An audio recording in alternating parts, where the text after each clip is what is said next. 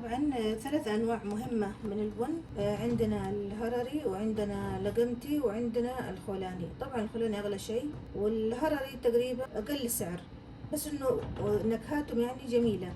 أما الباقيين أنا ما أعرفهم وما جربتهم. طبعا كل ناس لهم طريقتهم في الحمص، في ناس تجيبها جاهزة، حمصة جاهزة. طبعا أنا ما أرجح أبدا الحمص الجاهز، إنها راح تاخذ من نكهات المحل، وخصوصا إذا كان محل عطارة. نكبها في الموية، طبعا لازم أغسلهم.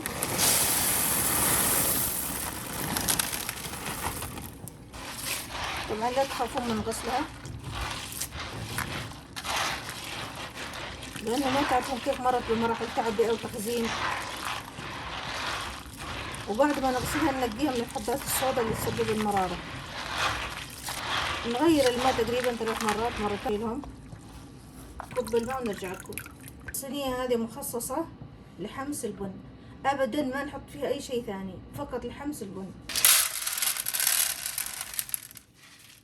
الحين نبدأ ننقي من حبات الصودا، قلنا لكم اللي تسبب المرارة.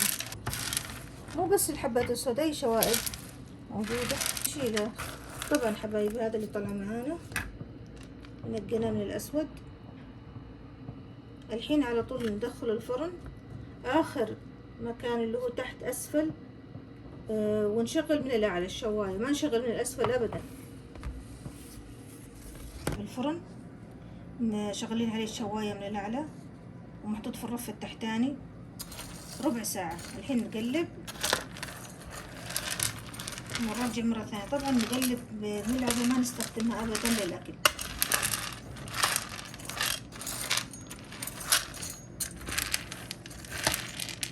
الحين مر ربع ساعة وقلبناهم. الحين لا، بنخلي الفترة أقل، 10 دقايق نطلعهم ونقلب.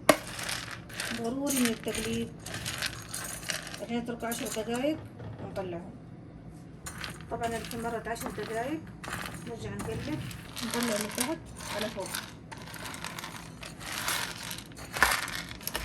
سيتحمر كله بطريقة يعني بمستوى واحد، شكل واحد.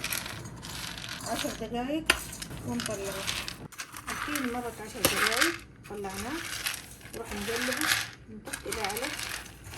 تقريبا مر الحين 35 دقيقة.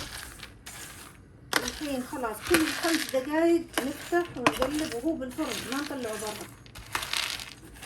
كل 5 دقايق نفتح. طبعا يبغاله ملاحظة، يبغاله اهتمام فيطلع ممتاز. بعد 5 دقايق مباشرة نطلع ونقلب. نستمر كذا 4 مرات، 5 مرات، 5 دقايق ونطلع. طبعا حبايبي هذا شكلها النهائي